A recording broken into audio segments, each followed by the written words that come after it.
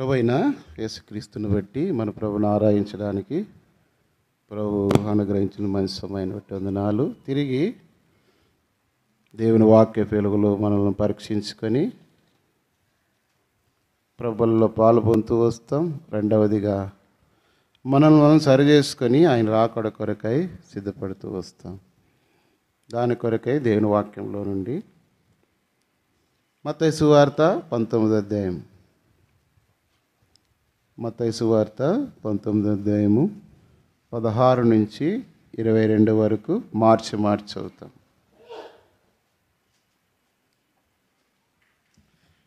16 నుంచి 22 వరకు మార్చి చదువుతాం. ఇదిగో ఒకడు ఆయన వద్దకు వచ్చి, బోధకుడా, నిత్య జీవం పొందుటకు నేను ఏ మంచి కార్యం చేయవలనని ఆయనను అడిగాను. అందుకు ఆయన, మంచి కార్యను గూర్చి నన్నెందుకు అడుగుచున్నావు? మంచివాడు ఒక్కడే. నీవు జీవంలో ప్రవేశింపగోరిన యెడల ఆయన ఆజ్ఞలను గైకొనమని చెప్పెను. అతడు ఏ ఆజ్ఞలని ఆయన అడగగా, యేసు, నరహత్య చేయవద్దు, వ్యభిచరింపవద్దు, దొంగిలవద్దు, అబద్ధ సాక్ష్యం పలకవద్దు, తల్లిదండ్రులను సన్మానింపుము, నిన్ను వలె నీ పొరుగు వానిని ప్రేమింపవలనను అనునవియే అని చెప్పాను. అందుకు ఆ యవనుడు, ఇవన్నీ అనుసరించుతూనే ఉన్నాను, ఇకను నాకు కొదువ ఏమని ఆయనను అడిగాను. అందుకు యేసు, నీవు పరిపూర్ణత కోరిన యెడల పోయి నీ ఆస్తి అమ్మి బీదలకిమ్ము, అప్పుడు పరలోకమందు నీకు ధనము కలుగును. నీవు వచ్చి నన్ను వెంబడించుమని అతనితో చెప్పాను. అయితే ఆ యవ్వనుడు మిగుల ఆస్తి గలవాడు గనక ఆ మాట విని వ్యసనపరచు వెళ్ళిపోయాను. 1 కొరింథీయులకు రాసిన పత్రిక 11వ అధ్యాయము, కొరింథీయులకు రాసినటువంటి మొదటి పత్రిక 11వ అధ్యాయం 27, 28 వచనాలు అందరూ కలిపి చదువుకుంటాము. కాబట్టి ఎవడు అయోగ్యముగా ప్రభు యొక్క రొట్టె తినో లేక ఆయన పాత్రలోని త్రాగును, వాడు ప్రభు యొక్క శరీరమును గూర్చియు రక్తమును గూర్చియు అపరాధి అగును. కాబట్టి ప్రతి మనుషుడు తన్ను తాను పరీక్షించుకొనవలెను. అలాగు చేసి ఆ రొట్టెని తిని ఆ పాత్రలోనిది త్రాగవలెను.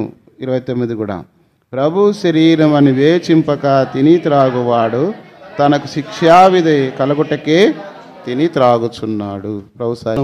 ప్రభుని ఆరాధిస్తూ వచ్చినాము. రెండవదిగా ఇప్పుడు మనం ప్రభు యొక్క బలలో పాలు పొందవలసిన వారమైనాం. ఎందుకంటే అది ప్రభు శరీరము, అందులో పాలు పొందే మనము. ప్రభు అన్నాడు, నేను పరిశుద్ధునైన ప్రకారము మీరును పరిశుద్ధులై ఉండండి. మనం భోజనం చేసే ప్రతిసారి కూడా మన చేతులను శుభ్రం చేసుకుంటూ వస్తాం. ప్రతిరోజు కూడా మన నోటిని కూడా శుభ్రం చేసుకుంటూ వస్తాం. కారణం ఏమంటే మనం తీసుకునే ఆహారము ఆరోగ్యదాయకంగా ఉండాలని, అది మనకు ఉపయోగకరంగా ఉండాలని. ఆ రీతిగా కాకుండా అశ్రద్ధంగా, అయోగ్యంగా, అనాలోచితంగా మనం ఏదో ఎట్లయితే తింటూ వచ్చినప్పుడు భౌతికమైన శరీరము కొన్ని అనారోగ్యాలు వస్తాయి. ఆ రీతిగా కాకుండా దాదాపుగా మనం చేయాల్సిన ప్రయత్నంలో శుభ్రం చేసుకొని తినే కొద్దీ కొన్నిటిని దూరపరుచుకునే అవకాశం కలుగుతుంది. ఇక్కడ కూడా మన ఆత్మీయమైనటువంటి ఆరోగ్యదాయకమైనటువంటి విధానంలో దేవునికి ఇష్టమైన పాత్రలుగా మనము, మన జీవితము, మన హృదయాలు ఉండాలన్నప్పుడు, ప్రభు బలలో మనం పాలు పొందుతూ వచ్చినప్పుడు, దేవుని సన్నిధికి వస్తూ ఆరాధిస్తూ ప్రార్థన చేస్తూ వచ్చినప్పుడు మనం కూడా దేవునికి ఇష్టమైన వారుగా ఉండి బలలో పాలు పొందాలి. ఇక్కడ మనకు తెలిసిన వృత్తాంతంలో ఒక వ్యక్తి వచ్చాడు. మత్తయి సువార్త 19వ అధ్యాయం 16వ వచనంలో, ఇదిగో ఒకడు ఆయన వద్దకు వచ్చి, బోధకుడా, నిత్య జీవం పొందుటకు నేను ఏ మంచి కార్యము చేయవలనని ఆయనను అడిగాను. ఒక ప్రశ్న వేశాడు. అయ్యా, మార్కు సువార్తలు అయితే అది ప్రశ్న మార్కుగా ఉంది. నేను నిత్య జీవం పొందుటకు అంటే దేవుని రాజ్యం పొందడానికి, పరలోక రాజ్యం పొందడానికి నేను ఏ మంచి కార్యం చేయాలా అని ప్రభుని అడుగుతూ వచ్చినాడు. అప్పుడు ప్రభు అందుకు ఆయన, మంచి కార్యం గురించి నన్నెందుకు అడుగుచున్నావు? మంచివాడొక్కడే. నీవు జీవంలో ప్రవేశింపగోరిన యెడల ఆజ్ఞలను గైకొనమని చెప్పాను. అతడు ఏ ఆజ్ఞలను ఆయనను ఆయన మళ్ళా అడుగుతూ వచ్చినప్పుడు, అయ్యా నిత్యజీవనం పొందాలనుకున్నప్పుడు నువ్వు ఆయన ఆజ్ఞలను గైకొనమన్నాడు. అంటే ఆయన అన్నాడు, ఏ ఆజ్ఞలు అన్నాడు. అప్పుడు ప్రభు విశదంగా చెప్తున్నాడు. 1, యేసు నరహత్య చేయవద్దు. 2, వ్యభిచరింపవద్దు. 3, దొంగిలవద్దు. 4, అబద్ధ సాక్ష్యం పలకవద్దు. 5, తల్లిదండ్రులను సన్మానింపుము. 6, నిన్ను వలె నీ పొరుగువానిని ప్రేమింపవలనను అనునవియే అని చెప్పాను. అంటే ధర్మశాస్త్రంలో ఆజ్ఞలు నాకు తెలిసి ఇవన్నీ ధర్మశాస్త్రంలో ఆజ్ఞలను ఆయనకు తెలియపరుస్తూ వచ్చినప్పుడు ఆయన ఏమన్నాడు చూడండి. అందుకు యోహాను 20 ఇవన్నీ అనుసరించుతూనే ఉన్నాను, ఇకను నాకు కొదవు ఏమని ఆయనను, అయ్యా ఇవన్నీ చేస్తున్నాను. ఏమేం చేస్తున్నాడంట? నరహత్య చేయవద్దంటే చేయట్లేదు, వ్యభిచరించవద్దంటే చేయట్లేదు, దొంగిలవద్దంటే దొంగతనం చేయట్లేదు, అబద్ధ సాక్ష్యం పలకవద్దంటే అబద్ధ సాక్ష్యం కూడా పలకట్లేదు, తల్లిదండ్రులను సన్మానించమంటే అది కూడా సన్మానిస్తున్నాను, ఇంకా నిన్ను వలె నీ పొరుగువానిని ప్రేమించమంటే అది కూడా చేస్తూనే ఉన్నాను. ఇవన్నీ ఎప్పటి నుంచి చేస్తున్నాడంట? బాల్యము నుండే. అంటే నాకు తెలిసిన ధర్మశాస్త్రం ఎరిగిన వ్యక్తే, అంటే దేవుని వాక్యం ఎరిగిన వ్యక్తే కాబట్టి ఇవన్నీ నేను బాల్యం నుండే చేస్తూ ఉన్నాను. దేవుని వాక్యం ఏముందంటే, బాలుడు నడవలసిన త్రోవను వానికి నేర్పము, వాడు పెద్దవాడైనప్పుడు వాటి నుండి తొలగిపోవడం. కాబట్టి చిన్ననాటి నుండే సండే స్కూలులో వాళ్ళకి దేవుని వాక్యం ఎందుకు నేర్పిస్తూ వస్తారు, పాటలు నేర్పిస్తూ వస్తారు. తర్వాత ప్రార్థన అంటే కళ్ళు మూసేది, మోకరించేది, చేతులు జోడించేది, కళ్ళు తెరిచి తిరుక్కోకుండా అటు ఇటు పోకుండా అవన్నీ భయభక్తులతో నేర్పిస్తూ వస్తారు. ఎప్పుడైతే బాల్యం నుండి వాడు నేర్చుకుంటూ వస్తాడో పెద్దవాడైనప్పుడు కూడా అవే అనుసరిస్తూ వస్తాడు. అందుకే మామూలు లోకస్తులు ఒక మాట అంటారు, మొక్కై వంగంది మానై వంగునా అని. ఈ దినాల్లో అది లేదు కాబట్టి ఎవరు ఇష్టానుసారంగా అలవాటు పడిపోయినారు. అంటే భయమే లేదు. దేవుని సంఘం అంటే భయం లేదు, దేవుని యొక్క నాయకులు పెద్దలు అంటే భయం లేదు, ఇంట్లో తల్లిదండ్రులు అంటే భయం లేదు, ఇరుగు పొరుగు వారంటే భయం లేదు. ఎట్లయిపోయినారంటే ఆ భయం లేనితనాన్ని బట్టి లోకమంతా ఎట్లయిపోతుందంటే భ్రష్టత్వానికి అప్పగించబడుతుంది. రోజుకొక రకమైన వార్తలు, ఎప్పుడు ఎవరి నుంచి ఎలాంటి వార్తలు ఎక్కడ జరుగుతాయో తెలీదు. మనం అనుకోవచ్చు మనం మంచి వాళ్ళంలే, లేదంటే మనకేం కాలేదు, ఇతరులకు అయింది లేదు. అదేదో ఒక సమయం వచ్చినప్పుడు ఏదో రూపంగా మనకు కూడా వస్తుంది. మీరు అన్ని వార్తలు వింటున్నారు, చూస్తున్నారు, కొంతమంది తెలుస్తున్నాయి.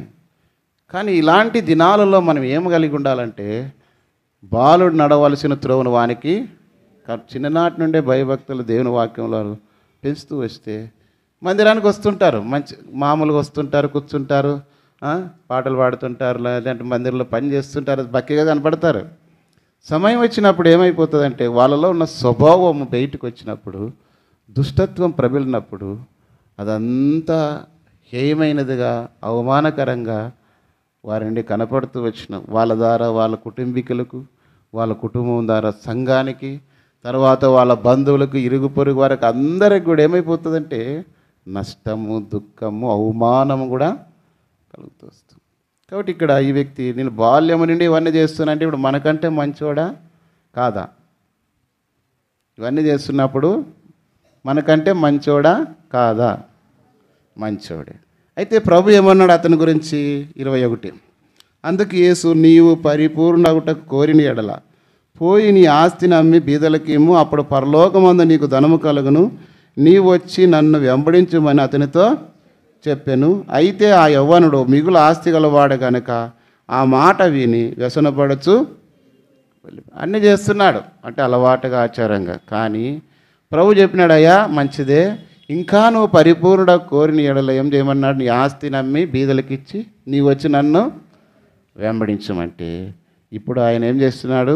ఆ యవనస్తుడు ఆస్తి గలవాడు కనుక మిక్కిలి ఆ మాట విని మిక్కిలి వ్యసనపడి ఏమైపోయినాడు?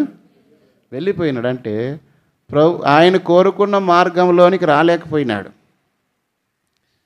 కాబట్టి ఎవరైతే ఆయన మాట వింటారో, బలులు అర్పించుకంటే మాట వినట, దేవుని వాక్యంలో దేవుని మాటలు ఎవరైతే వింటారో, వినిన మాటల ప్రకారం ఎవరైతే నడుచుకొని జీవిస్తారో వారికే దేవుని రాజ్యము, నిత్య రాజ్యం, పరలోక రాజ్యం. వచ్చి కూర్చున్నంత మాత్రం చేత, దేవుని మందిరంలో కనబడినంత మాత్రం చేత, పేర్లు పెట్టుకున్నంత మాత్రం చేత దేవుని రాజ్యంలో ప్రవేశించరు. దేవునికి ఇష్టం లేని మన జీవితంలో ఏవైతే ఉన్నాయో వాటిని ఏం చేయాలి? మనము తీసివేసుకోవాలా, లేదంటే విడిచిపెట్టాలి. అప్పుడే మనకి క్షేమము, మేలు కలుగుతుంది. ఇక్కడ రాయబడినటువంటి సందర్భం. మనకు కూడా రకరకాల ప్రశ్నలు దేవుని మందిరానికి వస్తుంటాము, కానీ దేవుడు ఎందుకు నాకు ఇది చేయలేదు, మా కుటుంబానికి ఎందుకు చేయలేదు, లేదంటే ఇదే ఎందుకు మాకు జరిగింది, రకరకాల ప్రశ్నలు దేవుని అడుగుతూ ఉంటాం. అయితే దేవుడు ఎవరి కూడా ప్రభు ఆయన ప్రశ్నలు బాబు దేవుడు నుండే వస్తాయి. మనం చదివినప్పుడు, రెండో దేవునింటికి వెళ్ళి దేవుని వాక్య బోధకులైన వారు చెప్తున్నప్పుడు, మూడు మనం ప్రార్థన చేస్తున్నప్పుడు ప్రభు ఆ మాటలను జ్ఞాపం చేస్తూ వస్తాడు. లేదంటే ఇతరుల ద్వారా కొన్నిసార్లు హెచ్చరిక కూడా ఫలానా విషయం ఫలాంది అని చెప్పేసి ఆదరించేది కావచ్చు, హెచ్చరిక కూడా కావచ్చు. హెచ్చరిక యోనాకు చేసినాడు. ఏమని? నీవే ఏం చేస్తున్నావు? నువ్వు వెళ్ళి ప్రార్థన పోయి నిద్రపోతే నీకేమొచ్చి నువ్వు లేచి నీ దేవుని, అది హెచ్చరిక. కాబట్టి కొన్నిసార్లు దేవుని వాక్యం చేత మనల్ని ఆదరించబడతాం. ఎట్లా అంటే దేవుని మాటలు, ఎన్నో బాధలు, శ్రమలు, పోరాటాలు, ఏమి చేయాలో ఎవరికి చెప్పుకోలేని స్థితిలో వచ్చి ఏదో దేవుని ఇంటికి వెళ్ళి కొన్ని మాటలు వింటే ఆధారం నెమ్మది కలుగుతుందని వచ్చే వాళ్ళు ఉన్నారు. దేవుడు వాళ్ళ భాగమును కూడా వాళ్ళకి ఇస్తాడు దేవుని మాటల చేత. అందుకే ప్రభు ఏమన్నాడు? యెషయా 66:13లో, ఒకని తల్లి వాడిని ఆదరించినట్లుగా యెరూషలేములో నేను మిమ్మును. యెరూషలేము అంటే దేవుని మందిరం.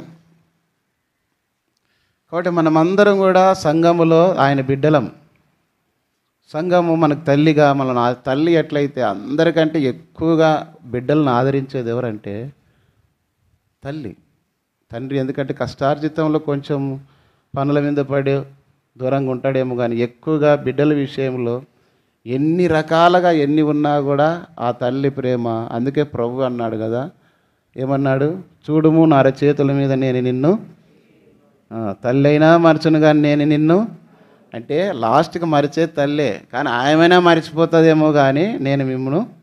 తల్లి మర్చిపోయేది ఎప్పుడంటే చనిపోయినప్పుడు, కొద్ది కాలం వరకే. ఇంకా బతికున్నంత వరకు చెడిపోయిన వాళ్ళని కానీ, దూరం ఉన్న వాళ్ళని కానీ, ఇంకో రకంగా ఎవరినైనా తల్లి ప్రేమ మొన్న అనిపించింది. పాపం ఎప్పుడు ఆ సుంకన్న విషయంలో లక్ష్యం ఎప్పుడు కొట్లాడే తిట్టేది, అయినా కూడా ఆ కుమారుని విషయంలో ఎంతో బాధ, వేదన, దుఃఖిస్తుంది.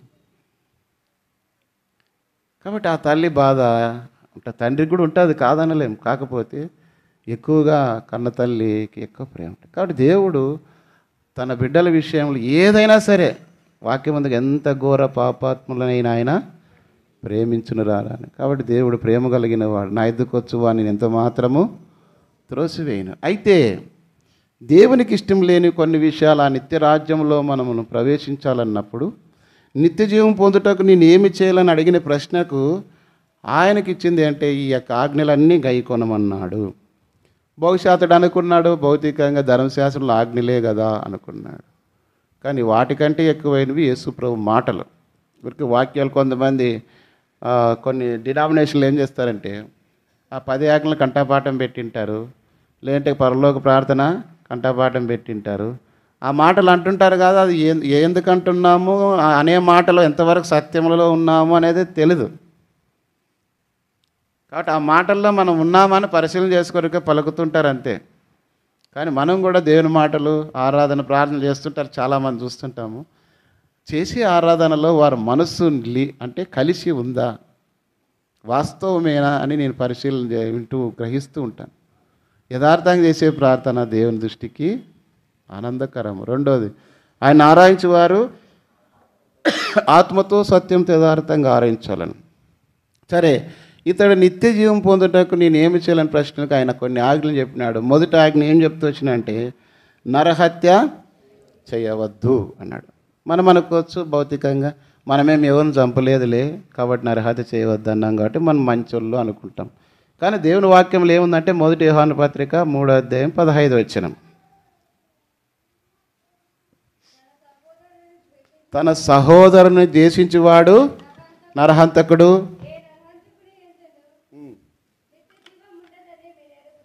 కాబట్టి ఒకవేళ భౌతికంగా మనం మనుషులను చంపకపోవచ్చు, కానీ మన హృదయంలో తన సహోదరుని సంఘంలో కావచ్చు, భౌతికంగా కావచ్చు, ఆత్మీయంగా కావచ్చు, ఎవరినైనా సరే ద్వేషించేవారు దేవుని దృష్టిలో ఏమంట నరహంతకులు. ఒకవేళ కొంతమంది కత్తులు అవసరం లేదు మనుషులు చంపేదానికి, కత్తిపోటు వంటి మాటలు పలుకువారు కాదు, కానీ కత్తితో చేసిన గాయమైనా కొద్ది కాలానికి మానిపోతుందేమని, కానీ మాటలతో చేసినటువంటి గాయం ఎప్పుడూ మానిపోదు. ఎన్నేళ్ళైనా ఏమంటారు అది గుర్తుకొచ్చినప్పుడు అంటే పలానా సమయంలో పలానా రీతి కాదు. కారణం ఏమంటే అంతగా అది గాయం, హృదయానికి తగిలిన గాయం అంత పెద్దది. కాబట్టి మనము దేవుని పిల్లలుగా నరహత్య చేయవద్దు అని ఆయన అన్నప్పుడు మనం కూడా ఎంతవరకు అలాంటి నరహత్య సంబంధమైన జీవితము లేకుండా జీవిస్తున్నామా, లేదంటే ఇంకా మత్తయి సువార్త 5వ అధ్యాయం 21వ వచనం, మత్తయి సువార్త 5:21, నరహత్య చేయవద్దు.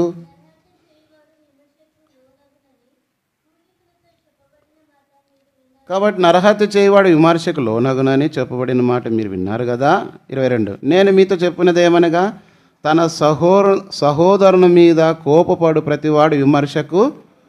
కాబట్టి దేవుని బిడ్డలుగా మనము నరహత్య అంటే కోపము, అసూయ, ద్వేషం పెట్టుకొని దేవుని బిడ్డలుగా ప్రభుని ఆరాధన చేసిన, ప్రార్థన చేసిన, అంటే అన్నిటికి మించి ప్రభు బలలో పాలు పొందిన దేవుని రాజ్యములో ప్రవేశించలేము. కాబట్టి ఉదయకాల సమయంలో అతనిలో ఉన్నటువంటి భౌతికమైన ఆలోచన ఏమంటే నేను నరహత్య అంటే ఎవరిని చంపలేదులే అనుకున్నాడు.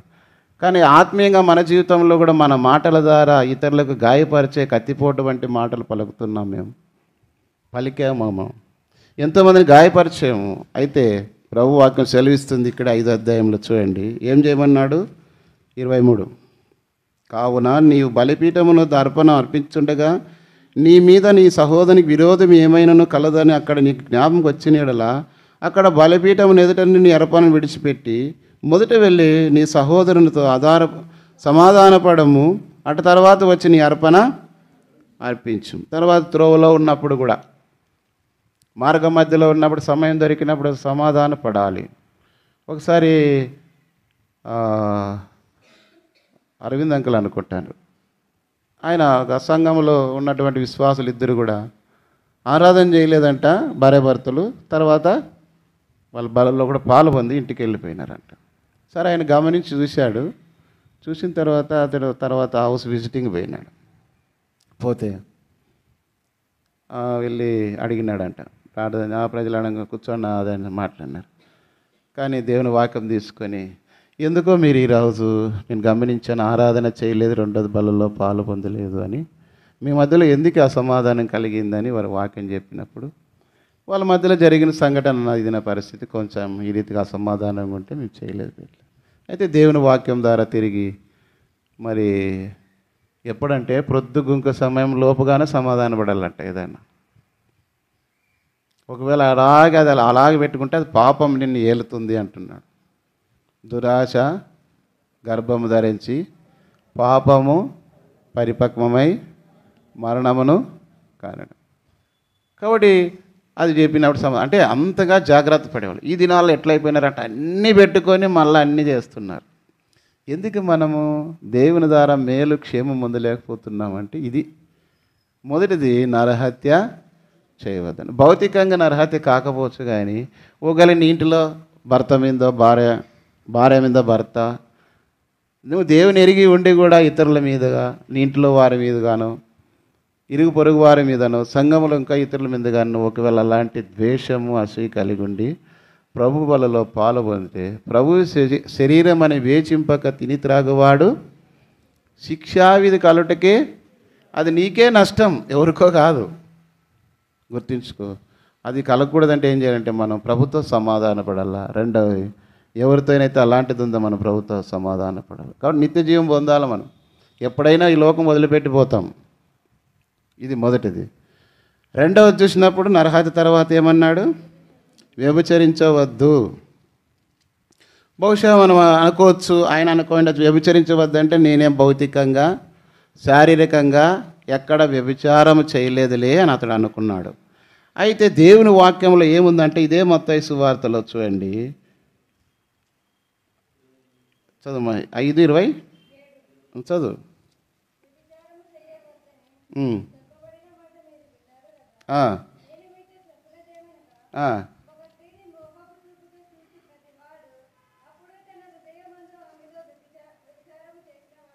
కాబట్టి మోహపు చూపుతో చూచు ప్రతివాడు ఆమెతో వ్యభిచారం. భౌతికంగా అంటే శారీరకంగా మానసికంగా రెండు వ్యభిచారం. శారీరకంగా భౌతికంగా జరిగేది. మానసికంగా అంటే హృదయ అంతరంగంలో జరిగే పాపము వ్యభిచారం. అంటే ఊహించుకోవడము, తలంచుకోవడం. అందుకే నరుల ఆలోచన ఎల్లప్పుడూ కేవలం చెడ్డదని యెహోవా చూచి బాల్యం నుండి వారి ఊహ ఎల్లప్పుడూ కేవలము చెడ్డదంట. చిన్ననాటి నుండి ఎవరు వాళ్ళకి నేర్పించకపోయినా ఆటోమేటిక్గా చెడ్డ స్వభావం వాళ్ళలో ఎవరు చెప్పకపోయినా వస్తుంది. కాబట్టి మనం అనుకోవచ్చు, దావీదు మహారాజు కూడా తప్పు చేసినప్పుడు ఏమని చదవండి. 5:51 కీర్తనలు 51:3. నా అతిక్రమలు నాకు తెలిసే ఉన్నవి, నా పాపము ఎల్లప్పుడు నా ఎదుటనే ఉన్నది. నీకు కేవలము నీకే విరోధముగా నేను పాపం చేసి ఉన్నాను. నీ దృష్టి ఎదుట నేను చెడుతనం చేసి ఉన్నాను. కావున ఆజ్ఞ ఇచ్చినప్పుడు నీవు నీతిమంతుడుగా కనపడదు. తీర్పు తీర్చినప్పుడు నిర్మలుడుగా కనపడదు. 5వ వచనం చదమ్మా. నేను పాపములో పుట్టినవాడను, పాపములోనే నా తల్లి నన్ను గర్భమున ధరించెను. 6 నువ్వు అంతరంగములో సత్యమును కోరుచున్నావు.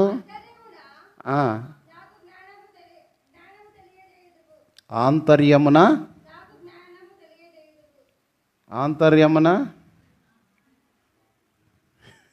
సరేలే, నాకు తిరుగుదు ఆమెకు తిరుగు. మీరు తిరిగే వాళ్ళని చదవండి, నాకు నోరు తిరిగితే చదవమని చెప్తుంటా. నాకంటూ అంత పవిత్రే మేలు. మరి మీరు ఇంకా మంచి వాళ్ళు చదివితే అయిపోయాయి కదా. చదవండి వేరే వాళ్ళు, బాగా తిరిగేవాళ్ళు. సరేలే. కాబట్టి అంతరంగంలో కూడా ఏం కోరుతున్నాడు దేవుడు? సత్యం కోరుతున్నాడు. మనమేమో బయటికి మంచి వస్త్రాలు వేసుకొని బైబిల్ పట్టుకొని సీఎన్ పాటలు పెట్టుకొని అన్ని రకాల భక్తిగా ఉన్నట్టుగా అన్నీ కనపడతామేమో. కానీ దేవుడు ఎక్కడ సత్యం కోరుతున్నాడు? మన హృదయ అంతరంగములో. కాబట్టి వ్యభిచరించువారు భౌతికంగా కాకపోయినా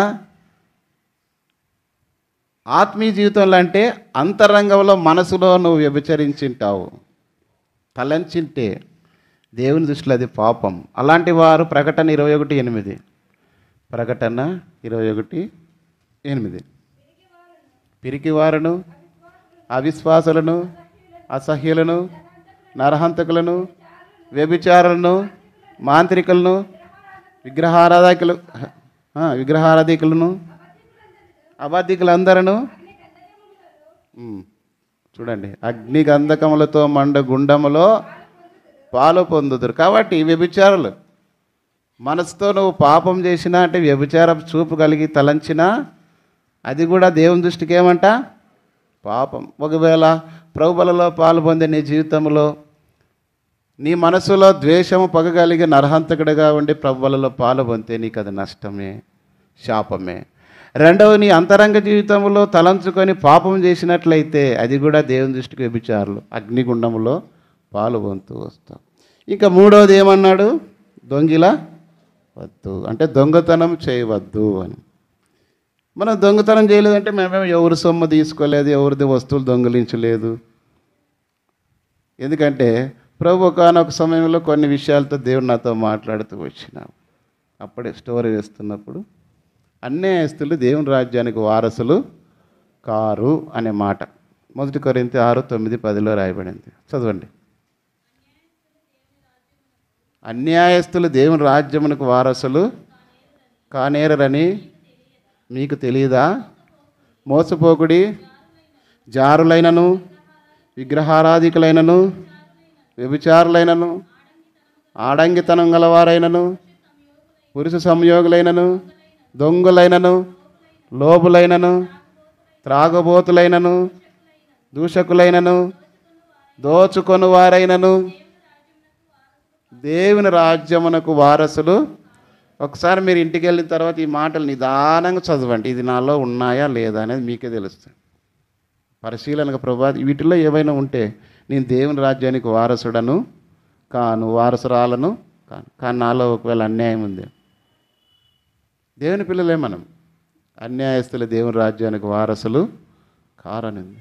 కాబట్టి ఏ విషయంలో నువ్వు అన్యాయస్తులుగా ఉన్నాయో ఒకవేళ అనుకోవచ్చు, వాళ్ళని ఏమంటారంటే దొంగలు అన్నాడు.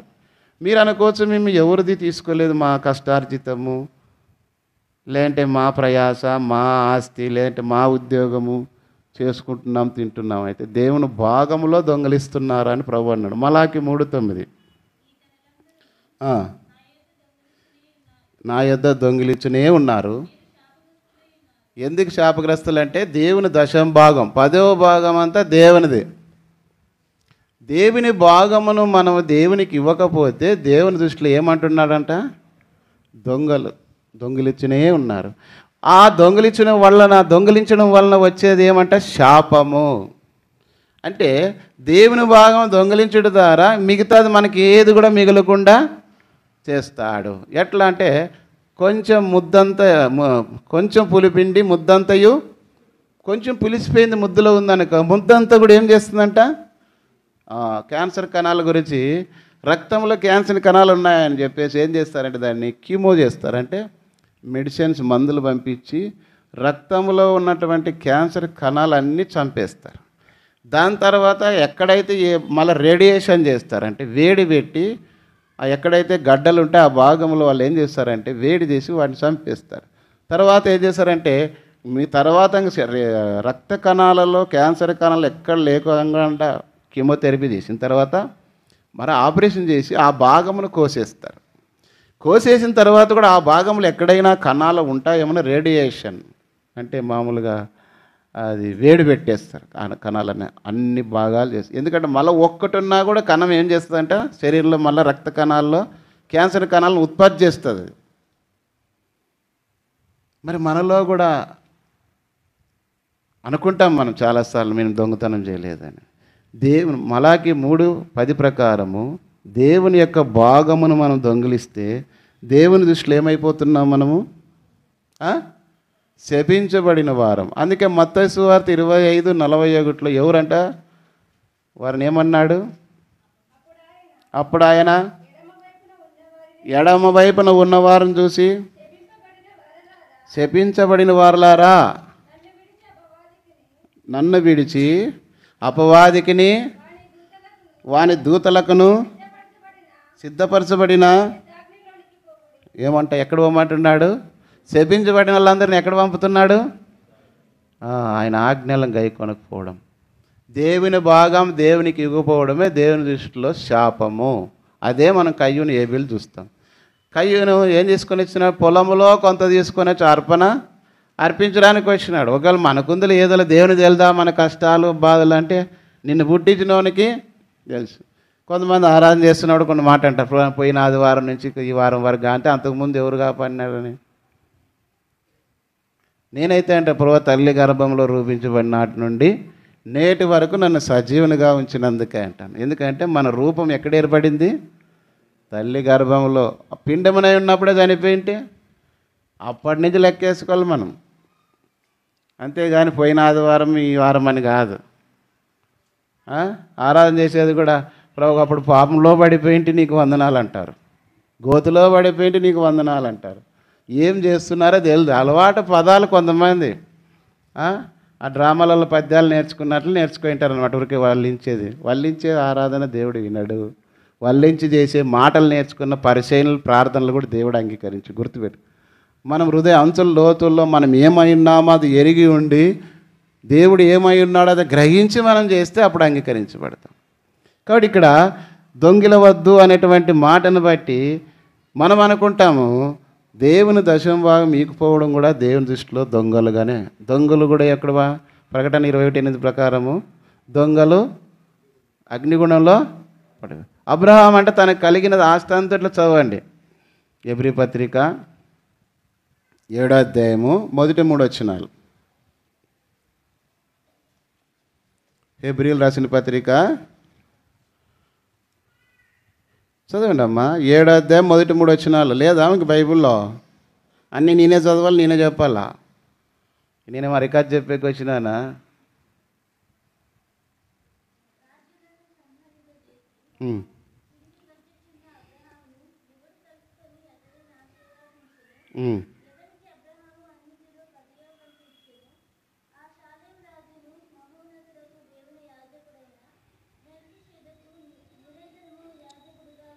కాబట్టి ఇక్కడ చూస్తే అతని ఏమంట, అబ్రహామును ఎవడు కలుసుకొని అతన్ని ఆశ్రయించను, ఎవనికి అబ్రహాం అన్నిట్లో 10వ వంతు, అన్నిట్లో 10వ వంతు అంట. అంటే గొర్రెల మేకల్లో ఇచ్చినాడు, ఎద్దుల మందులో ఇచ్చినాడు, పంట పొలాల్లో ఇచ్చినాడు, మిగతా అన్నిట్లో దేవుడు అడిగిన వాటన్నిటిలో ఇచ్చినాడు. ఇంకా మనం చదువుతాం సామెతలు 3వ అధ్యాయము, సామెతలు 3వ అధ్యాయం 5వ వచనం నుంచి, నీ స్వబుద్ధిని ఆధారం చేసుకొనక నీ పూర్ణ హృదయంతో యెహోవా యందు నమ్మకం ఉంచుము, నీ ప్రవర్తన అంతటి యందు ఆయన అధికారాన్ని ఒప్పుకొనుము, అప్పుడు ఆయన నీ త్రోవను సరళం చేయును. నేను జ్ఞానిని కదా నీవు అనుకొనవద్దు, యెహోవా యందు భయభక్తులు కలిగి చెడుతనం విడిచిపెట్టము, అప్పుడు నీ దేహమునకు ఆరోగ్యమును నీ ఎముకలకు సత్తువయు కలుగును. నీ రాబడి అంతటిలో ప్రథమ ఫలమును నీ ఆస్తిలో భాగమునిచ్చి యెహోవాను గణపరచుము, అప్పుడు నీ కొట్లలో ధాన్యము సమృద్ధిగా నుండును, నీ గానుగులలో నుండి క్రొత్త ద్రాక్షరసం పైకి పొరలి. ఎప్పుడు? అన్నిట్లో దేవునికి దశమ భాగం ఇచ్చినప్పుడు నీ కొట్లలో ధాన్యం సమృద్ధిగా, అంటే మనకు కలిగింది ఏదైనా దేవుడు ఆశ్రయిస్తూ సారేపతి విధురాలు ఆ యొక్క పిండిని నూనె బుడ్డిని దీవిస్తూ వచ్చినాడు. 3.5 సంవత్సరాలు పోషించబడింది. దేవుడు మనం ఎంతగా ప్రయాసపడి ఇంత సంపాదించినా మనకి ఎందుకు మిగట్లేదు, ఎందుకు మనము అన్నిల పాలవుతుంది అంటే దేవుని భాగము మనం ఏం చేస్తున్నామంటే, వాళ్ళకి ఏం చేసినాడు మన్నా అంటే ఏ రోజుకి ఆ రోజు కూర్చుకోమన్నాడు. వాళ్ళ దురాశ చేత ఏం చేసినారంటే మన్నాను కూర్చుకొని ఇంట్లో దాచిపెట్టినప్పుడు ఏమైపోయింది? అది పురుగులు పడింది. మనం కూడా దేవుని భాగము ఒక ఆయన చెప్తూ వచ్చినాడు, ఇంతకుముందు గుర్తుంది. రైల్వే వాళ్ళకి ఏం చేస్తాం అంటే బోనస్ వచ్చేది అప్పుడు, ఇప్పుడు కూడా వస్తుంటుందిలే, అది లేడు కదా. బోనస్ దసరాకి వస్తుంది అన్నమాట. బోనస్ వచ్చినప్పుడు ఆ దినాల బోనస్ రాగానే బోనస్ దేవుడు ఇచ్చినాడు కాబట్టి దాంట్లో దశమ అంటే భార్య అన్నదంట, ఎందుకు జీతంలో దశమ భాగమే ఇంకెక్కువ, మళ్ళీ బోనస్లో కూడా ఇవ్వాలా, ఆ బోనస్ అంతా నాకు నిన్న ఏం చేయాలా అంటే ఇది దాన్ని ఏమంటారు అద్దం వేసుకొని డ్రెస్సింగ్ టేబుల్ తీసుకోవాలి ఈసారి అనుకుంది. సరే లేదు అది కాదు డ్రెస్సింగ్ టేబుల్, తర్వాత ఇంకోటి ఫ్రిడ్జ్ అనేది చెప్పిందంట. అది కాదు మనం దేవుని భాగం ఇవ్వాలి, అది అంటే లేదు లేదు అది కాదు ఇది కానీ ఇంటరు కదా వాళ్ళ మాట. నువ్వు తలకాయ అయితే నేను మెడకాయ, నేను చెప్పినట్లే తిరగాలను, లేకపోతే ఏమంట నీ దిండా తట్ట బయట పడేస్తానంటది. ఇంక చలికి ఆడ పండుకుంటావులే బయట అని ఇంకా సన్నంగా ఆయన కూడా మాట వింటాడు. మందు కాదు తప్ప అప్పుడే ఏదైనా తోటల నుంచి మొదలైంది. ఇప్పుడు మళ్ళీ మనం అనుకోకూడదు, ఆయనే పెద్ద ఆయన అయినప్పుడు మంది ఏముంది అంటే వినేవాళ్ళది మీ గురించి. కాబట్టి సరే ఇంకా చెప్పినా ఏం లేదంట, పోయినారంట. పోతూ అది తీసుకున్నారు, దాంట్లో అన్నీ ఇది ఆటోలో పెట్టుకున్నారు, డ్రెస్సింగ్ టేబుల్ ఫ్రిడ్జ్ తీసుకొని వస్తున్నారంట. పోతున్న మార్గం మధ్యలో ఏముందంటే రోడ్డు పైన ఇంత గుంత ఉందంట. ఆ నడిపేవాడు ఆ గుంతలో చక్రం దిగేటట్లు ఒకవైపు తిరిగితేనే మొత్తం ఆ రెండు ఏమైపోయినాయి, పల్టీలు తిరిగి పడితేనే డ్రెస్సింగ్ టేబుల్ పగిలిపోయింది. ఫ్రిడ్జ్ వాడు ఏం చేశాడంటే ఏదైనా రిపేర్ చేయాలంటే దానికి అపాయం కలగకుండా మామూలుగా ఉంటే ఫెయిల్ అయితే బాగా చేస్తాడు. కానీ మనం పడేసినప్పుడు ఏమో ఫ్రిడ్జ్ పడిపోయింది, దాంట్లో ఉన్నటువంటి అది పోయింది, అద్దం పగిలిపోయింది. ఈమెకు పడి పట్టుకొని నిలబడినవానికి ఏమైపోయినాయి, పండ్లు రాలిపోయినాయంట. ఆమె కాలు ఇరిగిపోయిందంట. ఇప్పుడు ఇవి పోయి ఇద్దరు హాస్పిటల్లో ఉన్నారంట. సేవకుని తెలిసింది. ఇట్లా పాపం తీసుకొని పోతుంటే ఇట్లా జరిగిందంటే, సరే దర్శించి హాస్పిటల్లోకి పోతే ఏమన్నా ఎట్లా జరిగిందన్నా అంటే, లేదన్నా ఆటో వాడు సరిగ్గా నడిపలేదు, ఆ గొంతు చూసి సరిగ్గా నడుపుకోకుండా పోయినాడు, ఆ గొంతులో పడిన వల్ల ఇట్లా పడిందన్నా అని చెప్పినాడు. ఈయన పాపం కొంచెం తొందరగా కక్కుతారు కదా మొగోళ్ళు ఎవరైనా మాటలు తొందర విషయాల్లో. అట్లా మీరు మాత్రం కక్కర్లేదు, దేవుని విషయంలో కక్కర్. మిగతా చెప్పి అన్నీ మొత్తం ఒకటికి రెండు జడలినట్లు అల్లి చెప్పమంటే చెప్తారులే. ఇంకా ఆయన వండుకొని సంగీత రావట్లో ఊరికే ఉండడు. ఇంకా నాది కాదన్నా వాస్తవము జరిగిన విషయం మీదని బోనాసులో ఇట్లా తిరిగింటే దశంభాగంలో విషయంలో ఇట్లా జరిగింది, ఎవరంటే ఇది ఇమ్మానాలని చెప్పినాడు. అప్పుడు గుంటకల్లో 98లో బైబిల్ స్టడీలు చెప్పినాడు. కాబట్టి ఇట్లా జరిగిందన్న అని చెప్తే, ఇప్పుడు ఆయనకి కాలు ఇరిగింటే ఆయనకి పండ్లు ఊడిపోయింటే పండ్లు కట్టాలా, ఈమె కాలు కట్టాలా, ఎన్ని నెలలు 3 నెలలు బెడ్లో ఉండాలా.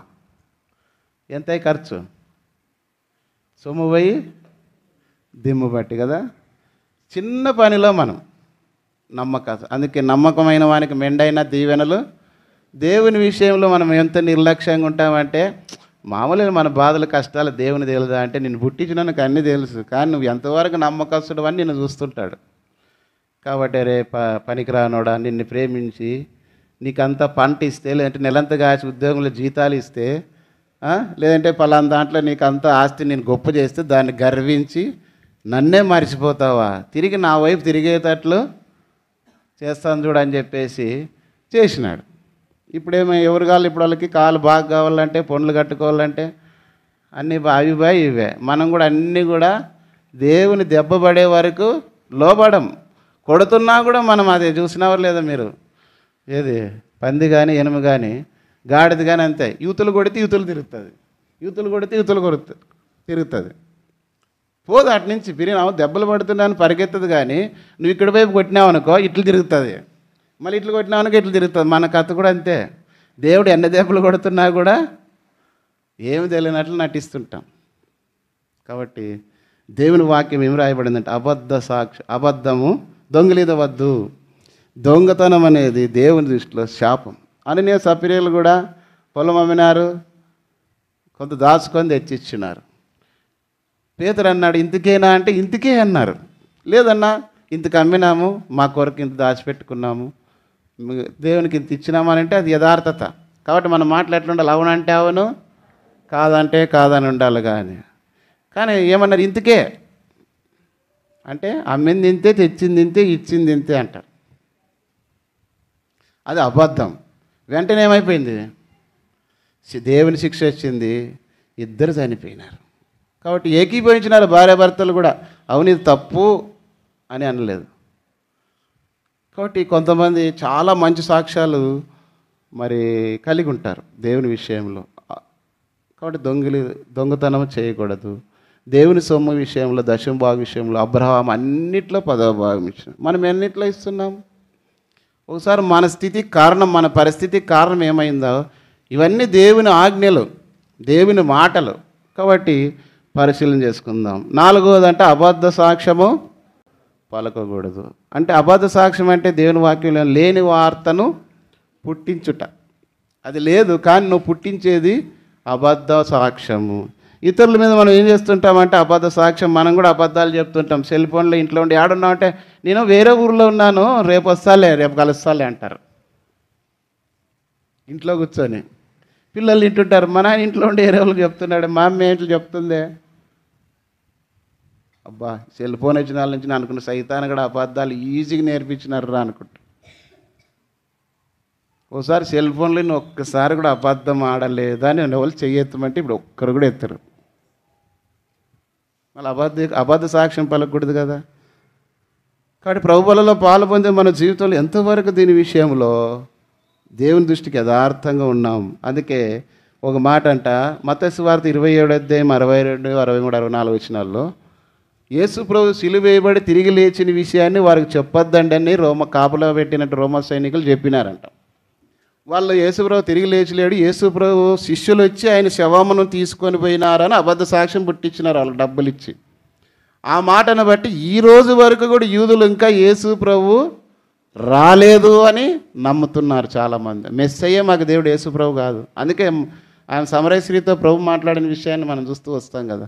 సౌలు కూడా అదే కదా, అందరినీ మెస్సయ్య దేవుడు, ఈయన యేసుప్రభు దేవుడు అని అందరూ చంపుకుంటూ వస్తున్నారు. ఈ రోజు కూడా వాళ్ళ మెస్సయ్య దేవుడు అంటున్నాడు, యేసుప్రభుని దేవుడుగా నమ్మలే. కారణం ఏం తెలుసా? అబద్ధ సాక్ష్యం. మన జీవితంలో ఇతరుల హృదయాలలో అబద్ధ సాక్ష్యమును పుకారు చేసి గోధుల మధ్యలో గురుగులు విత్తినట్లుగా లేనిపోని మాటలు చెప్పి వాళ్ళ హృదయంలో చెడుగును నాటినప్పుడు అంత త్వరగా తీసివేయడానికి వీలు కాదు.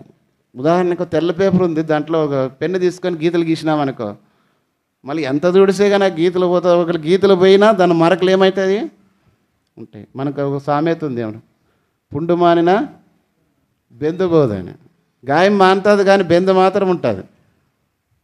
కాబట్టి అబద్ధ సాక్ష్యం అంత పని చేస్తుంది. అబద్ధ సాక్ష్యం పలికించి యేసుప్రభుని సిలువేసినారు. అబద్ధ సాక్ష్యం చెప్పి నా బోధను చంపించినారు. ఇట్లా దేవుని వాక్యంలో అనేక చోట్ల అబద్ధ సాక్ష్యాలు చెప్పి ఎంతో నష్టం కలిగిన విషయాలు ఉన్నాయి. కాబట్టి దేవుని పిల్లలు ఎట్లుండాలంటే మనం అవునంటే అవును, కాదంటే కాదని, కానీ లేని మాటను అబద్ధమును పుట్టించి ఇతరులకు నష్టం చేయకూడదు, దానివల్ల నువ్వు కూడా నష్టపోకూడదు. అబద్ధ సాక్ష్యం పలకవద్దు. ఇది 4వ. 5వ చూడండి, తల్లిదండ్రులను సన్మానించుము. ఎంతమంది తల్లిదండ్రులను సన్మానిస్తున్నారు? సన్మానించడం అంటే కొంతమంది ఎప్పుడంటే చనిపోయినప్పుడు ఒకటి అంత బాధ అంతా వ్యక్తపరిచి దండలు మంచి వేసి డబ్బులు చల్లి పూలు చల్లి, ఇంకా కొంతమంది టపాసులు కాల్చి పెట్టి మంచిది కాల్లా ఏంటికి బతికున్నప్పుడు మంచి బట్టలు తెచ్చిరు, పువ్వు పెట్టరు, పెట్టి మంచిది కాల్లా. మా పాప మా చిన్నమ్మ చనిపోయినప్పుడు పోతుంటే అంటే చెప్తున్నా, చేసేదిలే, ఇంట్లో ఉన్నప్పుడు ఒక ఇంత రాయి, దాంట్లో మట్టిలో ఉంటే ఆ రాయి తీసేయండి అన్నా అంటుంది. అంటే చెప్తున్నా, అంటే అభిమానం కాదని లేదు, కానీ కొన్నిసార్లు అంటారు కదా, బతుకున్నప్పుడు భూ పెట్టకపోయినా చచ్చినాక సమాధానం, మన ప్రేమలన్నీ ఆ పొద్దు నిజంగా ఉన్నట్లు కనపడతాయి. ఇప్పుడు అనాథాశ్రాలు ఎన్ని ఉంటాయంటే తల్లిదండ్రులను విడిచిపెట్టి వృద్ధాపంలో ఆయన వాట్సాప్ పెట్టినాడు, అనా మీ పెద్ద కొడుకు ఆడంటే జర్మనీలో అంటాడు, నీ చిన్న కొడుకు ఆడనంటే ఇంగ్లాండ్లో అంటాడు, కూతురు ఆడుందంటే ఏదో డెన్మార్క్ నేపాల్ అంట ఏదో చెప్తాడు. మళ్ళీ నువ్వు ఆడున్నావు అంటే అనాథాశ్రమంలో ఉన్నాను అంటాడు. వాళ్ళేమి ఆడుండారంట, 3 దేశాలకు వెళ్ళిపోయినారు. కాబట్టి మీరు కూడా అంత ఏ దేశాలకు వెళ్ళిపోయేటట్లు చదివేద్దండి. ఊరికి ఎందుకు అంత కష్టపడి ఏరే దేశాలకు పోయి మనకు అన్నం నీళ్ళు లేకుండా ఎందుకు చేసుకోవాలా? మన దగ్గర ఉండేటట్లే చూసుకోండి. కొంచెము అంత డబ్బు పెట్టి అంత దూరం పంపించి మనం ములుక్కుంటూ ఇంట్లో పడిపోయినా బుర్రలాడినా ఎవరు పట్టించుకునే దిక్కుండరు. పక్కన వాళ్ళు కూడా ఏమంటారు, అంతా వాళ్ళకి పెట్టింది మాకు పెట్టినారా, మేమేంటో చూస్తామంటారు. అయిపోయిన వాళ్ళు కూడా ఎవరు చూరు. 2 కొడుకులు ఉంటేనే అంటారు, ఎవడో అంత బాగలేడని మనకు 1000 రూపాయలు ఇస్తే వాళ్ళకే పెట్టింది మేమేంటికి చూస్తాము. కాబట్టి తల్లిదండ్రులను సన్మానించు. కానీ ఈరోజు నీ తల్లిదండ్రులను విడిచిపెట్టినావు అనుకో, ఒక దినం నిన్ను కూడా విడిచిపెడతారనేది గుర్తుపెట్టుకోవాలి. ఈరోజు నువ్వు ఏమి ఎత్తుతావో అదే కోయాల్సి వస్తుంది. అందుకే ఇంతకుముందు అది వాట్సాప్లో అనుకుంటాను, లేదంటే ఎవరు చెప్పింది గుర్తులేదు, ఒక పిల్లవాడిని తోలుకొని వాళ్ళ అమ్మని తోలుకొని కొడుకు పోతున్నాడంట అనాథాశ్రమంలో వదిలిపెట్టేకి. పోయి వాళ్ళ అమ్మని అనాథాశ్రమంలో వదిలిపెట్టి వచ్చినాడు. వచ్చే దారిలో కొడుకు అడిగినాడంట, ఏదో ఉంది మాట గుర్తు రాలేదు. కారణం ఏమంటే నెక్స్ట్ నిన్ను కూడా నేను ఇక్కడ వదలాలి కదా నాయనా అన్నాడంట.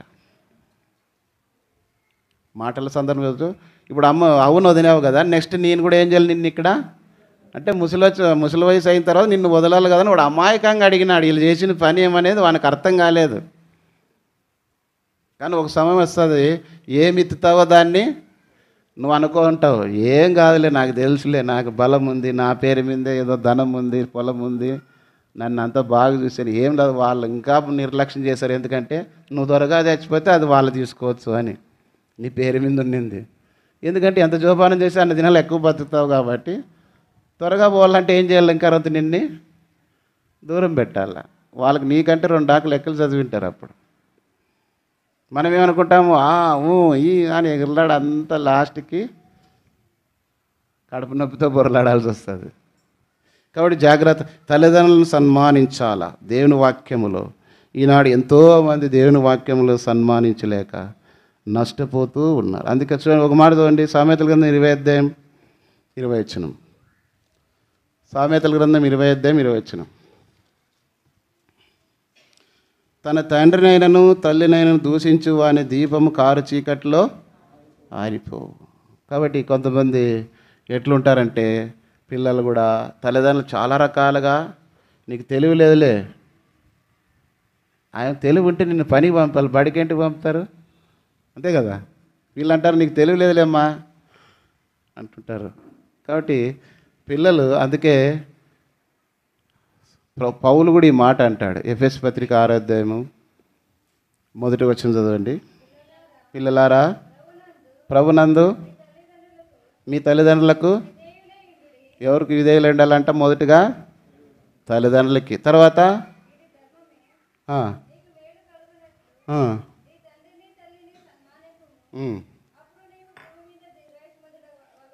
కాబట్టి ఇక్కడ ఈ మాటలు బాగా గుర్తుంచుకోండి. కోమటి వాళ్ళు కానీ బ్రాహ్మణులు కానీ ఎంత ముసలోళ్ళైనా తల్లిదండ్రులకు చెప్పకుండా ఏ పని చేయరు. అంటే వాళ్ళ ఆచారం ప్రకారం ఖచ్చితంగా తల్లిదండ్రులు మొక్కి ఇంటికి పోయి, ఎవరు పోయినా మొక్కిపోతారు, వచ్చినా మొక్కుతారు. అంటే దేవుని వాక్యంలో మనకేమంటే, నీకు మేలు కలగాలన్నప్పుడు వాళ్ళ మాట విని వాళ్ళకి లోబడి ఉండాలి.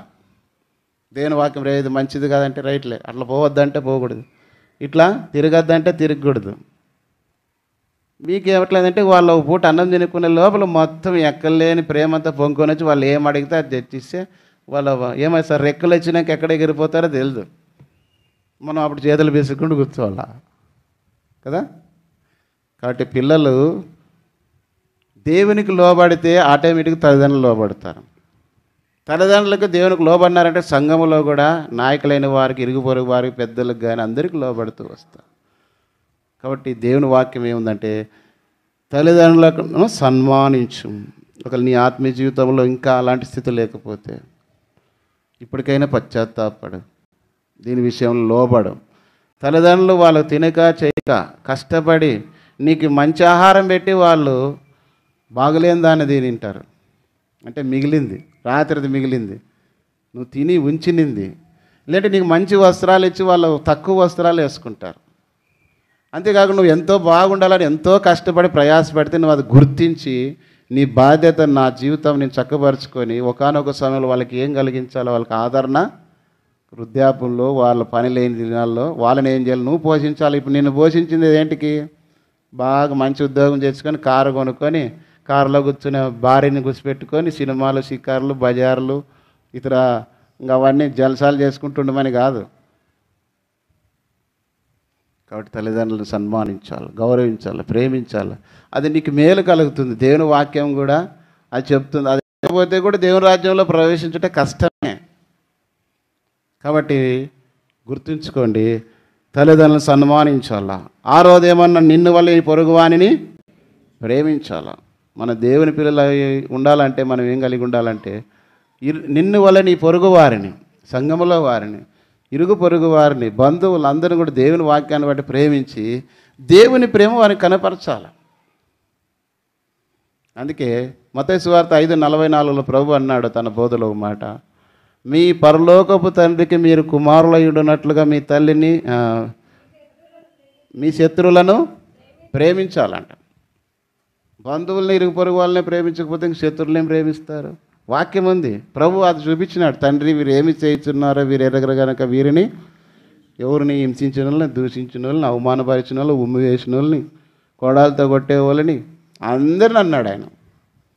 ఆ మాటలు విని సిలువలో దొంగ రక్షణ పొందినాడు, సైనికుల్లో కొంతమంది రక్షణ పొందినారు. కాబట్టి నీ జీవితం ఎలా ఉండాలంటే, నువ్వు పరలోకపు తండ్రికి నీ కుమారుడై కుమార్తెగా ఉండాలంటే ఏం కలిగి ఉండాలంటే, నువ్వు పరిపూర్ణుడై ఉండాలంటే నువ్వు ప్రేమ కలిగి ఉండాలి. అందుకే ఎఫెసు సంఘంలో అన్నాడు, చదవండి, ప్రకటన 2:4లో అన్నీ ఉన్నాయి సంఘంలో. లేదంటే మొదట నీకుండిన ప్రేమను నీవు నిదానం చదువు, ఎక్కడ పోంలే. మొదట నీకుండిన ప్రేమని వదిలితివి, నేను నీ మీద తప్పు ఒకటి మోపవలసి ఉన్నది, నువ్వు ఏ స్థితిలో నుండి పడితేవో అది జ్ఞాపకం చేసుకొని మారు మనసు పొంది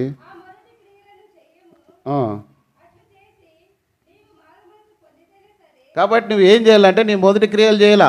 ఏమి క్రియలు? దేవుని ప్రేమించినట్టు. అబ్రహాము దేవుని మాట విన్నాడు, దేవుని ప్రేమించినాడు. అందుకే అబ్రహాంతో దేవుడు అన్నాడు, అబ్రహాం ఏం ప్రభువా, నీకు ఒక్కడైన నీ కుమారుని తీసుకొని మోరియా పర్వతానికి వెళ్ళి బలి అర్పించమంటే చిత్తం ప్రభువాని తీసుకొని వెళ్ళాను.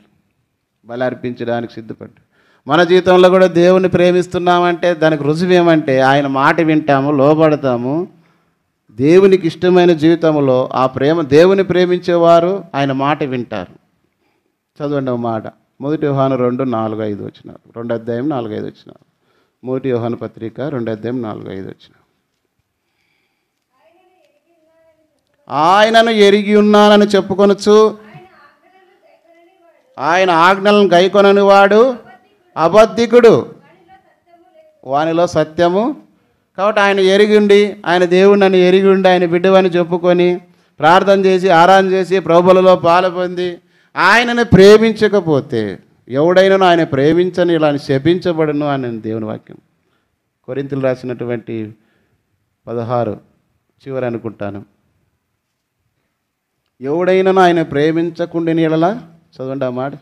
ఎన్నో వచ్చిన అది 16:22 చదువు. కాబట్టి ప్రభువును ప్రేమింపకుంటే ఏమంట? శపింపబడను. ఎంత భయంకరమైన మాట కదా. ఇక దేవుని ప్రేమిస్తున్నామంటే రుజువు ఏమంటే ఆయన మాట వింటాము. చదవండి యోహాను సువార్త 14 అధ్యాయం 23.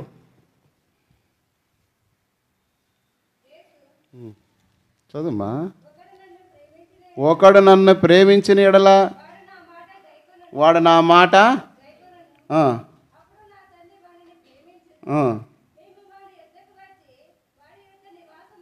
కాబట్టి ప్రేమించినవాడు ఆయన మాట వింటాడు. ఇప్పుడు ప్రేమించని వాడు ఏం చేస్తాడంటే నన్ను ప్రేమింపని వాడు నా మాటలు గైకొనడు. రుజువు ఏమంటే దేవుని ప్రేమిస్తున్నా అంటే దేవుని మాటలు అంటే దేవుని వాక్యం వింటాడు, దాని ప్రకారము ఉండాలని తీర్మానం చేసుకుంటాడు. ఒకవేళ నువ్వు దేవుని మాట బలులు అర్పించుట కంటే మాట వినుట శ్రేష్టం. ప్రభు బలలో పాల్పొంది నీ జీవితంలో ఆయన మాట వింటున్నావా? నిన్ను వల్ల నీ పొరుగు వారిని ప్రేమించమని దేవుని వాక్యం ప్రేమిస్తున్నావా? నీ ఇంటి వారిలోనే ప్రేమించకపోతే, నీ ఇరుగు పొరుగు వారినే ప్రేమించకపోతే, దేవుని సంఘంలో వారినే ప్రేమతో నువ్వు చూపకపోతే, 1 కొరింథీ 13 అధ్యాయంలో అన్ని చేసినా నేను ప్రేమ లేని వాడనైతే నేను వ్యర్థుడనట. అంతా ఉన్నాయి, అన్నీ ఉన్నాయి, ఎన్నో ఉన్నాయన. బీదలకు ఆస్తి ఇచ్చేసిన, కాల్చబడ్డకు నా శరీరం అప్పగించిన అని అనేకమైన విషయాలు పౌలు అయితే అయినను ప్రేమ లేని వాడనైతే నేను వ్యర్థుడను. భౌతికంగా మంచోళ్ళు అనిపించేకి ఇవన్నీ చేయొచ్చు. అయితే దేవుని వాక్యం ఏం రాయబడిందంటే ప్రేమ లేని వాడనైతే నేను, ఆ ప్రేమ లేకపోతే పరలోక రాజ్యంలో లేదు. చివరి మాట ఉంది, నిరీక్షణ, విశ్వాసము, ప్రేమ, వీటిలో శ్రేష్టమైనది ప్రేమ. అది లేకపోతే దేవుని రాజ్యంలో పోలేము. ఎంత దౌర్భాగ్యమైన స్థితి.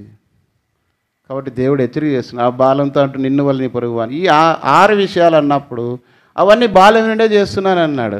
అయితే ప్రభు అతను ప్రేమించాను ఆయన. అయితే నీ ఆస్తి నమ్మి బీదులకు వచ్చి నువ్వు వచ్చి నన్ను వెంబడించమంటేనే. అయితే ఆ ధనవంతుడు మిక్కిలి ఆస్తి గలవాడు కనుక ముఖం చిన్నబుచ్చుకొని, బైబిల్లో ముఖం చిన్నబుచ్చుకొని పోయిన వాళ్ళు చాలామంది ఉన్నారు. కయ్యను కూడా ముఖం, నీ తమ్ముడైన ఏబేలు ఎక్కడంటే నా తమ్ముడికి నేను కాలు వాడినా అని ముఖం చిన్నబుచ్చు. కొంతమంది ఏదైనా మాట మాట్లాడితే కట్టిరిసి పొయ్యిలో పెట్టినట్టు పళ్ళు అన్నట్లు ఉంటుంది. అంటే వాళ్ళు విషయములో సరైన జవాబు లేనప్పుడు ఎట్లా చెప్తారంటే వాళ్ళు అప్పుడే తెలిసిపోతుంది. ఇది మనం ఆ వాయిస్ని బట్టే గుర్తించాలా, ఇది రైట్ వేలో లేదు దారి అని. మనం ఇంకొక మార్గం చూసుకోవాలా, మాటను బట్టి మనసు మార్చుకోవాలి మనం కూడా. కాబట్టి ఇక్కడ దేవుని పిల్లలుగా ఎంతవరకు మనం ప్రేమను కలిగి ఉన్నాం? ప్రేమ లేకపోతే నేను వ్యర్థున్నాను. రక్షణ మార మనసు పొంది ఆయన ప్రేమా స్వరూపి అంటే ఆయనలో ఎక్కడ కూడా అంటే ప్రేమా స్వరూపి అంటే ఉదాహరణకి మీకు ఇంతకుముందు చెప్పాను, ఐస్ గడ్డ ఉంది కదా, ఆ గడ్డ కరిగే కొద్దీ అన్ని లాస్ట్కి ఏమైపోతుంది, దాంట్లో నీళ్ళన్నీ అయిపోయిన తర్వాత గడ్డ కనిపించదు. అదే ఆయన స్వరూపం ఏమంటే ప్రేమా స్వరూపి. మనం కూడా దేవుని స్వరూపం కలిగిన పిల్లలు ఎట్లా ఉండాలంటే ప్రేమ కలిగిన వారుగా ఉండాలి. ఉంటున్నామా? ఒకే ఇంటిలో ఉంటున్నాం, ఒకే కుండలో తింటున్నాం, అన్నీ ఒకే ఉన్నాయి, కానీ ఒకరికంటే ఒకరి ప్రేమ లేకుండా ఉన్నాం. ప్రేమ లేకుండా ప్రభువులలో పాలు పొందితే శిక్షాఫలము పొందుటికే వారు తిని త్రాగుచున్నారు. మళ్ళీ ప్రభు బలలో పాలు పొందేలా మరీ జాగ్రత్తగా ఉండాల్సి వస్తుంది. చివరిది మనం చూస్తే అయితే ధనమును ప్రేమిస్తున్నాడు. దీన్ని బట్టి చివరి 7వది, ఆ ధనవంతుడు మిక్కిలి ఆస్తి వాడు కనుక ధనమును ఏం చేస్తున్నాడు? వదిలిపెట్టు. కాబట్టి దేవుని వాక్యంలో 1 కొరింథీ 6:10 ధనాపేక్ష సమస్తమైన కీడులకు మూలం. ఈనాడు దేవుని పిల్లల సైతము ఎట్లయిపోయినారంటే ధనాపేక్ష, ధనము ధనము ధనము. పాటలో ఉంది కదా, వారి ఊహ అంతా ఎల్లప్పుడూ ధనము ధనము. డబ్బు సంపాదించాలి, డబ్బు ద్వారా అది చంపాలి, ఇది చంపాలి, ఇది ఉండాలి, అది ఉండాలి, అన్నీ ఉండాలా. మనం ఎక్కడ ఉండాలా? లూకాసు వార్త 16వ అధ్యాయంలో ధనవంతుడు ఎక్కడున్నాడు? 19వ వచనంలో అన్నీ సంపాదించినాడు, బహుగా సుఖపడినాడు. ఇంకొక ఆయన లూకాసు వార్తలో ఉన్నాడు 12వ అధ్యాయంలో అనుకుంటాను. ఆ ధనవంతుడు ఏం చేసినాడు? వెర్రివాడైపోయినాడు. నా ప్రాణమా తినుము తాగుము సుఖించము అనేక సంవత్సరములకు అన్నీ అంటున్నాడు. అయితే దేవుడు అంటాడు వెర్రివాడ ఈ రాత్రి. ఒకడు సర్వలోకం సంపాదించుకొని మన ప్రాణం పోగొట్టుకొని వానికి ఏమి? మన జీవితంలో అన్నీ కలిగి ఉండి యేసు లేకుండా ఈ లోకంలో జీవించి చనిపోతే ఏం ప్రయోజనం? మన సాక్ష్యం ఒకవేళ బంధువులు వాళ్ళు మన గురించి కొన్ని మాటలు గొప్పగా చెప్పచ్చు, ఇట్లాది అట్లా వాడు ఆయన ఇది ఇది అని చెప్పచ్చు, కానీ దేవుడు చెప్పాలి మన గురించి. ఈయన నా ప్రియ కుమారుడు, ఈయన యందు నేను దేవుడు సాక్ష్యం ఇవ్వాలి మన సాక్షికి. బహుశా ఆ పేద లాజరు గురించి ఎవరు భౌతికంగా సాక్ష్యం చెప్పలేరు, ధనవంతుని గురించి దండిగా చెప్పింటారు. ఎందుకంటే అప్పులు ఇచ్చిన వాళ్ళు ఎగిరిపోయినాయి కాబట్టి అప్పుడు చాలా మంచివాడు, ఎప్పుడు అడిగినా అప్పులు ఇచ్చేవాడు అని చెప్పింటే, ఎందుకంటే ఇంక అప్పు ఎగిరిపోయి ఉంటుంది కాబట్టి. బహుశా అట్లా అనుకోండొచ్చు, కానీ పేదవాడు లాజరు ఏం లేదు, కానీ దేవుడు సాక్ష్యం ఇచ్చినాడు, దేవదూతలు సాక్ష్యం ఇచ్చినాడు. ఎక్కడున్నాడు? అబ్రహాము రొమ్మున ఆనుకొని ఉన్నాడు. అది నిరీక్షణ విశ్వాసం. మన సాక్ష్యం కలిగి ఉండాలి. దేవుడు సాక్ష్యం ఇవ్వాలి. మన మనస్సాక్షి మన మీద దోషారోపణ చేయబడకుండా మనం చూడాలి. కాబట్టి అనేకులు బైబిల్ గ్రంథంలో ధనాపేక్ష కలిగి దేవుని రాజ్యం పోగొట్టుకున్నారు. యూదా గోత్రానికి సంబంధించిన ఆకానే ధనమును ఆశించినాడు, దాచుకున్నాడు గుడారంలో. దేవుని ప్రజలు ఓటమికి కారణమైనాడు. చివరికి అంతా అతని కుటుంబము రాళ్లతో కొట్టబడి తన కుటుంబానికి ఏం తీసుకొచ్చినాడంటే శాపం. ధనాపేక్ష సమస్తమైన కీడులకు మూలం. గేహాజీ అనుకున్నాడు, ఎలీషా దగ్గరున్న శిష్యుడు గేహాజీ వెళ్ళినాడు, ఆ ధనం తీసుకొచ్చి ఇంట్లో దాచిపెట్టుకున్నాడు. కానీ ఆ ధనం ఏమైపోయిందంటే నయమాన కలిగిన కుష్ఠరోగం గేహాజీ కుటుంబానికి తెచ్చిపెట్టుకున్నాడు. ఈదేశకురత అనుకున్నాడు, యేసుప్రభుని ధనానికి అమ్ముకొని ఆ డబ్బుతో నేను ఏదైనా ధనవంతుడు కావాలనుకోండొచ్చు, కానీ అది పొందలేదు కదా, అది పారివేసి చివరికి తాను ఏం చేసుకున్నాడు? ఉరిపోసి చనిపోయినాడు. కాబట్టి ధనాపేక్ష సమస్తమైన కీడులకు మూలం. సాధు సుందర్ సింగ్ గారు ఉపమానం చెప్పినారంట. ఆయన మార్గం మధ్యలో పోతూ ఉన్నప్పుడు 2 వ్యక్తులు ఎదురుపడినారంట. పోతే వాళ్ళతో అన్నాడయ్యా, పరల సొమ్ము పాము వంటిది కనుక మీరు వెళ్ళే మార్గంలో పాము ఉంది, దాని జోలికి వెళ్ళకండి అని చెప్పినాడంట. సరే, మార్గంలో పోతూ ఉన్నప్పుడు మార్గంలో ఏమైందంటే ధనము అక్కడ గంట పడిందంట. వాళ్ళిద్దరు వచ్చారే, బాగుందిరా దొరికిందని ఇద్దరు పోయి చెట్టు కింద కూర్చున్నారంట. తీసుకొని బాగాలు వేసుకునే కూర్చుంటే ఒకనికి ఆలోచన వచ్చిందంటే, అరే ఇద్దరమే ఉన్నాం కదా, వాడిని చంపేస్తే ఇదంతా ఏమవుతుంది, మనకే వస్తుంది కదా అనుకున్నారంట.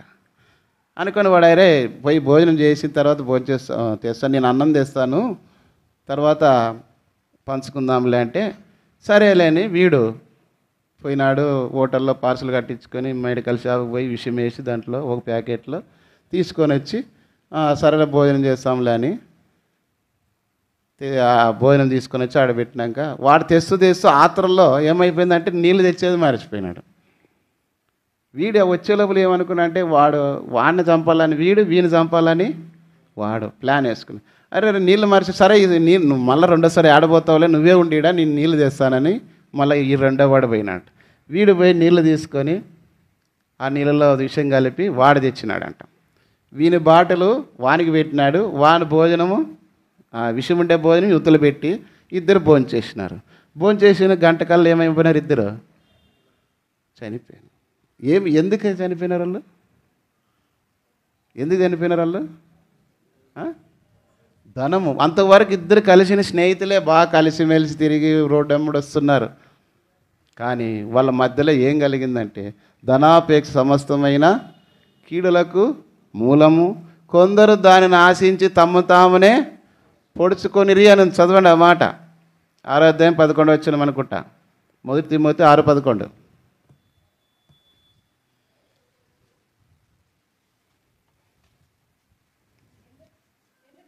ఎందుకనగా ధనాపేక్ష కొందరు దానిని ఆశించి విశ్వాసం నుండి తొలగిపోయి నానా బాధలతో తమ్మును తామే ఒకరికొకరు పొడుచుకున్నారు. కొంతమంది ఆస్తి కోసం ఇతరులు చంపుతున్నారు. మించిపోతే ఆస్తి తగాలు వచ్చి వాళ్ళు చచ్చిపోయే వాళ్ళు కూడా ఉన్నారు. కారణం మీ ధనాపేక్ష.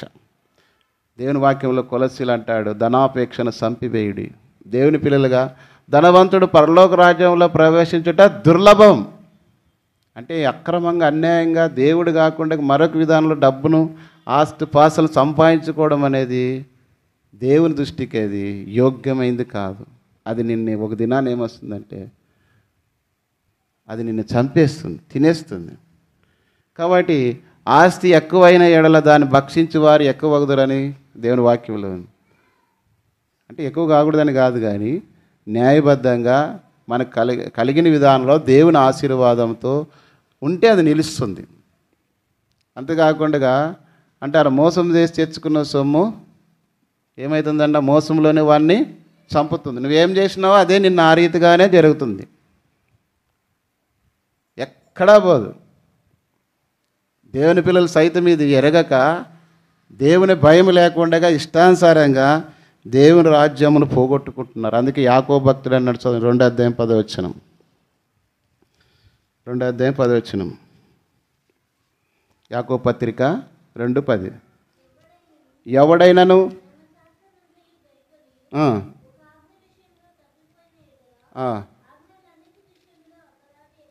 కాబట్టి ఎవడైనా ధర్మశాస్త్రం అంతా గైకొని ఒక ఆజ్ఞ తప్పిపోతే ఏమంట, ఒక ఆజ్ఞ విషయంలో తప్పిపోయిన ఎడల ఆజ్ఞలను అన్నిటి విషయంలో అపరాధి ఎగను. 6 సబ్జెక్టులో 5 పాస్ అయినాడు, ఒక సబ్జెక్టులో 34 వచ్చినాయి. పాస్ అవుతారా ఫెయిల్ అవుతారా? ఒకటే నాకు 1 మార్కే తక్కువ వచ్చింది పాస్ కింద లెక్క రాసుకుంటారా? కాదు సుమా. కాబట్టి ఒక్క విషయంలో దేవుని విషయంలో నువ్వు అపనమ్మకస్తుడుగా అపనమ్మకస్తురాలుగా ఉండి దేవుని వాక్యం విషయంలో పదాజ్ఞలే కాదు దేవుని వాక్యం ఏం చెప్తుందో దాని ప్రకారం జీవించకపోతే తప్పిపోయిన వాడు. ధనాపేక్ష ఆ యవనస్తుడు అన్నీ చేస్తున్నాడు, కానీ మిగిలిన ఆస్తి గలవాడు కనుక ఏమైపోయినాడు, మిక్కిలి వ్యసనపడచ్చు. మళ్ళీ నీవు కూడా దేవుని మాటలు విని దాని ప్రకారం జీవించుకోకుండా పోయినావంటే ఏమని అర్థం అంటే ఆ ధనవంతుడి కూడా మిక్కిలి వ్యసనపడుచు వెళ్ళిపోయినట్టుగా, అంటే నిత్య జీవమును పోగొట్టుకున్నాడు. ప్రభువు నా శరీరం తిని నా రక్తం త్రాగువాడే. చదవండి యోహాను సువార్త 6వ అధ్యాయము 54వ వచనం. చివరిగా చదువుకొని ముగిస్తాం. నా శరీరము తిని నా రక్తం త్రాగువాడే నిత్య జీవం గలవాడు, అంత్య దినమున నేను వానిని. కాబట్టి నా శరీరం తిని నా రక్తం త్రాగువాడే. కాబట్టి మనం సరి చేసుకొని ఆయన శరీరంలో పాలు పొందాలి.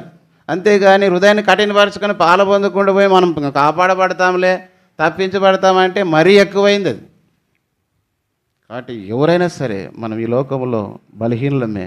అయితే ప్రభు నన్ను బలపరచువాని అందు నేను సమస్తమును.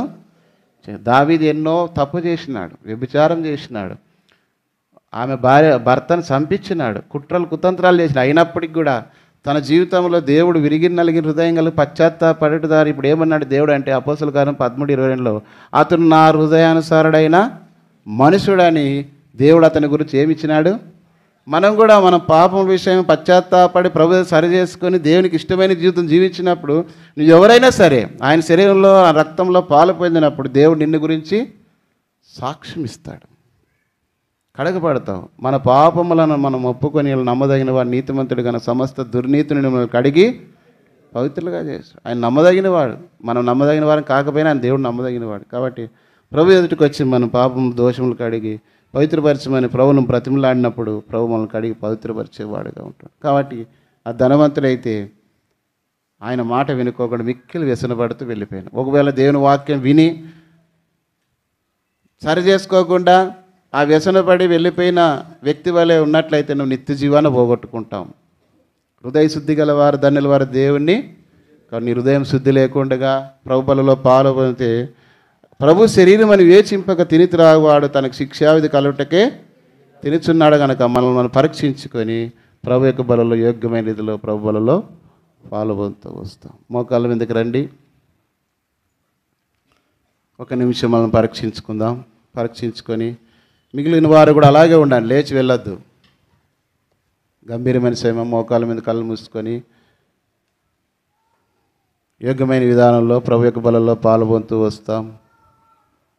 ఇంతవరకు దేవుని వాక్యం ద్వారా మనం వింటూ వచ్చినాం.